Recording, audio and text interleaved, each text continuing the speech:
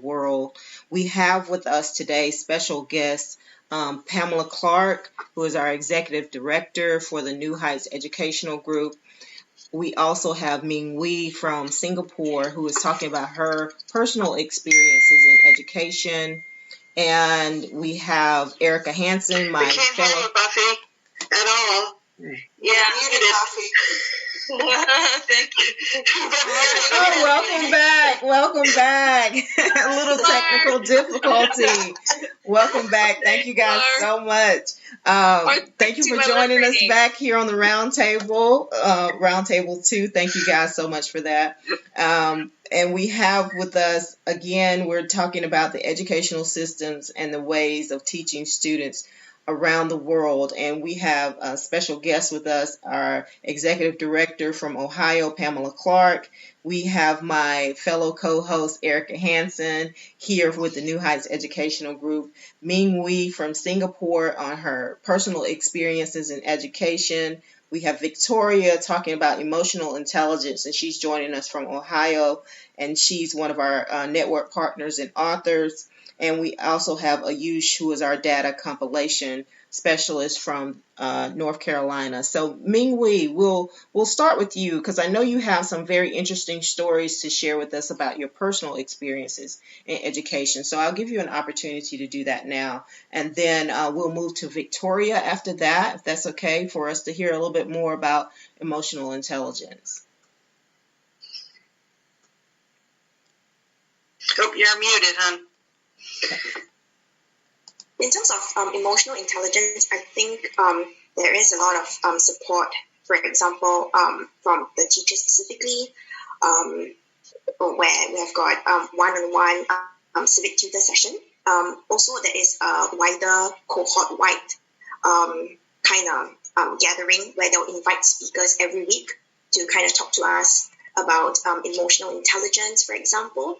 And I think besides just the support at various levels of the people, I think it is also very good that the education system in Singapore is not just wholly focused on academics. So I think it gives a lot of room for students to grow emotionally as well, and to be able for the educators to pick up some of the, for example, some of the signs if they're not doing okay, to provide the necessary support and to do regular check-ins. So I think those sessions have been, at least for me, it's been really useful. So we don't just talk about results and, academics achievements. They'll be asking, my teachers will be asking me about how are things at home, how are your parents, and so I think that's really, really very, it kind of, that support is just very useful for the child's development, not just in the academic, but, to grow to be a holistic individual, well-rounded one. And I know also, Ming Wee, when you and Pamela and I talked a little bit before about what we're going to discuss at the round table, you also mentioned that students there speak several languages. And is that just common practice within the education system? And what age does that start at? So we have got a third language kind of principle, if you call it, if you like. So after primary 6, when the students move on to secondary school, we have something called a third language component, where it forms a component within the aggregated results, whereby the overall results will not just be based on pure academic achievements. So there are various components, like what I've mentioned just now. There will be a co-curricular activities. There will be a mother tongue as well as a third language component. So usually English and mother tongue are the 2 languages, and then the schools and government is also encouraging students as well to take on something called a third language. And I do know some of my friends who can speak a 4th language as well. Okay. So I think that is actually quite useful to have. Wonderful. Great. Okay, I'm ready for you, Victoria. Here's what I was thinking that would be interesting for us to incorporate into our discussion. each one of us has an energy field around our body, our organs, our soul, however you want to define it. But there's an actual electronic energy emitted from each one of our bodies that can be physically measured. And did you know that the energy emitted from our heart is 5,000 times more powerful than the energy emitted from our brain?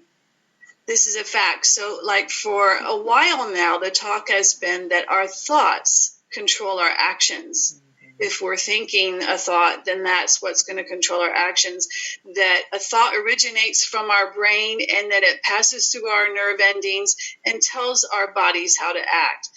But the fact is that our heart, being 5,000 times more energetically strong than the brain, it's actually our feelings that overrule the brain, which gives new meaning in my mind to that Selena Gomez song, The Heart Wants What It Wants.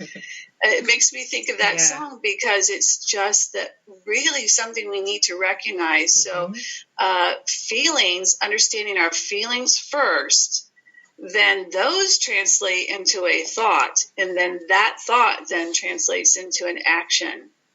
So to me, the root of everything is our feelings. And these other studies I shared with you, ladies, prior to this, the BBC study where they did yoga, and then also in Denmark where they have the empathy hour, both of those programs are helping the students connect to their feelings. And when they can do that, then they lower their stress and they lower their anxiety. They're able to stay more calm. And those things are really what help open up their mind to learning. Like Pamela was talking about the students being 2 years behind. That's stressful, and whatever issues kids might be dealing with in their personal lives too. A lot of times things aren't perfect, and things aren't perfect for any of us. We all have issues and experiences, tough experiences we have to go through in life, and being able to manage those is, to me, at the top of the list, because once there's a critical issue in someone's personal life, they're upset about a boyfriend, upset about a friend, upset about something that's happening with a parent at home, that blocks their learning, and that personal issue becomes more important than learning. Pure survival, having food for the day, not being in conflict, those things rate above learning math and learning science. And if there's trouble in those personal areas, it blocks the learning. So to me, it's just such a core thing that we need to pay attention to, so that students are free to learn all the other stuff, and that we become strong adults. And I think that's so interesting because with me partnering with New Heights, one of the things I have is an academic workbook, and I like it. I think that it's interesting that they have that compassion hour during the week, because a part of that curriculum that I have at the beginning of every class period, each child is charged with bringing a mantra or something that resonates with them, right? And so each child on a different day brings that, and everyone has to respect that. That person has to bring that forth in the classroom. There's a quiet time of reflection. That child gets to vocalize why they pick that particular mantra or statement or whatever that means something to them. And the other children's actually write a reflection based on that. And it gives them a moment just before the class starts to just center themselves, no matter, what may be going on outside, to just kind of focus in on what am I feeling today and what is my body telling me that I need within this particular moment. Because as you said, sometimes in the U.S. we're trying to get, I think Erica said this, we're trying to just get through the day, right? We're trying to check off these boxes of what things we need to accomplish. But if we just take that moment just to be with ourselves, then we know what we need for the day. We may not even think to ask our teacher or our counselor, some of the things that we need, because we're so, tapped into what we're lacking, that our mind can't really focus on anything else. So I really like that. interesting. You think of kids like, the street kids or those from the really, really rough backgrounds. Mm-hmm. Yeah. And unfortunately, a lot of them end up dead or in a prison system. And guess what they teach in the prison system? Yoga. Meditation and yoga. All the things that they should have already been connected to in their souls. Mm-hmm. And to feel important. I mean, most of them don't feel that important. They don't feel counted. They don't, they don't have food a lot of times. Right. There's that. Yeah. And if you don't have even the basic things and you're trying to just survive at home, maybe because of that, there's the depression, there's the ricochet effect, even the bullying. And they're never taught until literally it's too late and they've given up their freedom for their choices. Unfortunately. And we definitely don't want to be in that state. Ayush, do you and Erica have anything to add to that particular part? I'm going to take a left turn here, but I think it's important overall. One of the things I'm hearing as I speak, especially to Mingwei and Ayush, is that the United States educational system is chronically underfunded. And so some of the programs we talk about here, the emotional intelligence, the yoga, the meditation, I think if we, frankly, devoted more finances to our education system, we could start bringing in that stuff, because I think that stuff is important and it needs to be a part of the curriculum.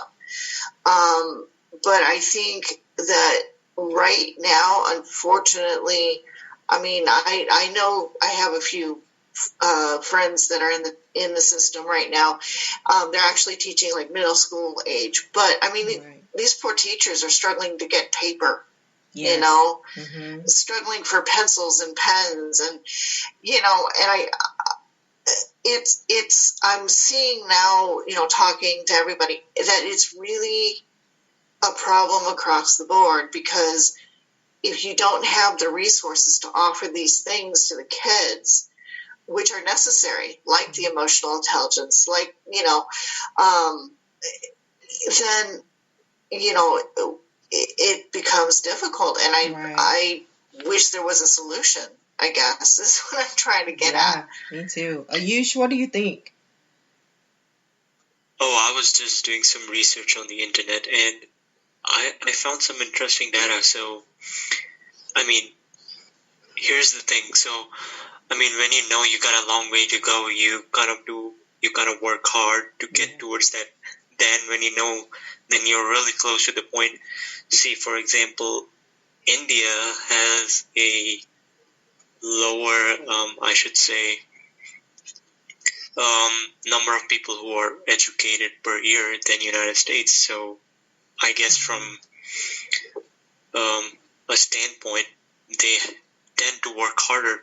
So they might tend to do a little bit better than here, where we already know we might be, at the standpoint where we are doing better than them. Does that make sense? Complacency, yes. Yeah. It makes perfect sense. Well, that's part of the emotional tie-in as well. I mean, if you don't care about what's happening around you, you're just trying to get through the day. Yeah. That's all part of it. And I did want to speak a little bit to Erica's thing about the funding. I think it's a lot more complicated than just the funding. I mean, New Heights survives off very little, and the things that we've accomplished and have more without funding is because a lot of volunteers got together, all of you being part of that, and they're sharing their talents and their gifts, and no one's getting paid for it, but what we have accomplished is incredible. Yeah. So it can't just be about the funding, and whatever's happening is happening before it gets to teachers. And I know the numbers. I know how much each child is worth, how much funding is for each child, whether they are disabled or they are, and there's something else happening in that mix that the funds aren't reaching the correct departments. Oh, okay. People. I was just curious. I just, my teacher friends, mentioned that quite a bit, and so that's why I brought it up. Is